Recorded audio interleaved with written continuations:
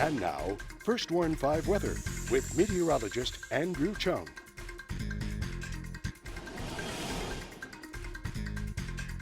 Hey everyone, it was a dry and windy Sunday. Talk about a tinderbox across the valley sparking the fires in Brooks County. We've had winds earlier as high as 30 to 40 miles an hour. We had a peak wind gust of 43 in McAllen, 41 in Brownsville and Harlingen, 39 in Westaco. So our forecast of winds from the northwest at 25 to 35, gusting to 45 certainly panned out for today. Happily, the winds have come down for this evening. We've got winds right now to the north to northwest between 5 to 8 miles an hour. That's where it should stay for the rest of this evening, but it is going to be chilly thanks to clear skies. No rain to speak of course, but let's rewind the radar back 12 hours. We see this green plume on the map. This is that fire in Brooks County. That smoke from the fire moving toward the southeast, and the reason for that is we've got winds today from the northwest pushing that plume of smoke southeastward into Kennedy and Cameron County. Temperatures right now have cooled off into the 50s and 60s. 63 degrees in McAllen, 65 in Brownsville and Westaco.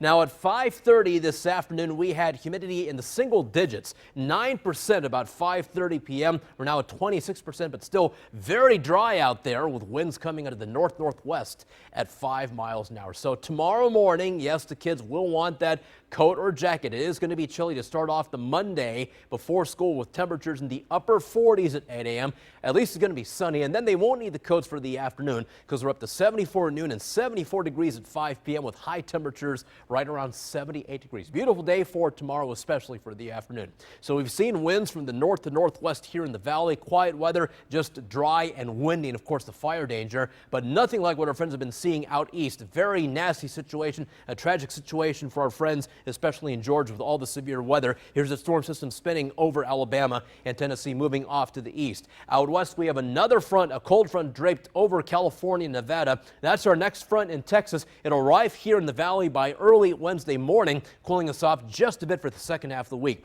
So on Future Track, it stays rain-free for the first half of the week, at least the first half of the week. It'll be mild for tomorrow afternoon after a chilly Monday morning, and even warmer on Tuesday with high temperatures in the upper 80s. The winds will crank up once again for Tuesday ahead of this next front. As I said, the front arrives early Wednesday morning, so behind it, the temperatures for the daytime are back in the 70s, upper 70s Wednesday, and then lower 70s for Thursday and Friday, and then small rain chances come back into the forecast by Friday to Saturday and Sunday. So also cooler for the second half of the week. Small craft advisory in effect until midnight tonight on the water. We've got winds out of the northwest and north at 24 to 29 knots. Bay water's a rough chop. Next tide is a low tide at 5:49 in the morning, and the seas are 5 to 10 feet. So by tomorrow, conditions will start to improve on the water. Tonight's forecast, clear and chilly with a low temperature 46 degrees. And then for tomorrow, after a chilly start in the morning, no coats needed for the afternoon. You want the coat for the morning, but not for the afternoon. 78 degrees, a lot of sunshine. A little bit more humid thanks to winds coming